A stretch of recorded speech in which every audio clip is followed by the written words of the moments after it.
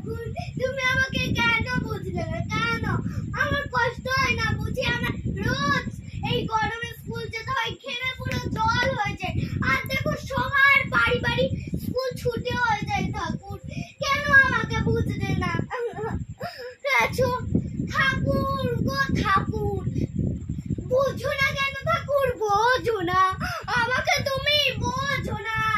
আমার কষ্ট লাগে এই গরমে স্কুল যেতে, আর তো ভাল লাগে না। আমার তো এই গরমে স্কুল যেতে ভালো লাগে না, মোটেও না, মোটেও না, ভালো লাগে না। ঠাকুর গো, তোমাকে শুধু শুধু আমি দোষ দিচ্ছি, তুমি বা কি করবা? ম্যাম না ছুটি না দিলে আমরা কি করে ছুটি পাবো? মা রোজ এই গরমে স্কুলে পাঠাচ্ছি, গরম লাগে না? তুমি বা কি করবা? ঠাকুর মিষ্টু, এই মিষ্টু, এই মিষ্টু, কি হলো? কি বাবা, তুই এরকম জোকারের মতন কি সাজেছিস? হ্যাঁ, কি করতেছিস তুই এই ঘরের মধ্যে? আর ওরকম চিৎকার চেঁচামেচি হচ্ছে কেন ঘরের মধ্যে? ঠাকুরকে কি বলতেছিস তুই? কিছু না মা, কিছু না।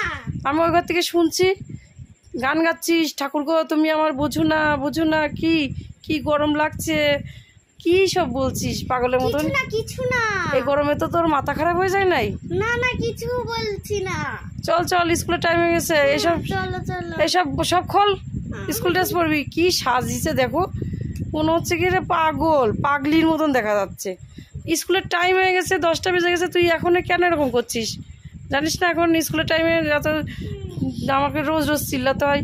আর তেমনও গরম পড়ছে, স্কুল ছুটি হচ্ছে না, তোকে রেগুলার যেতেই হবে যে কদিন স্কুল খোলা থাকবে। বুঝতে পেরেছিস?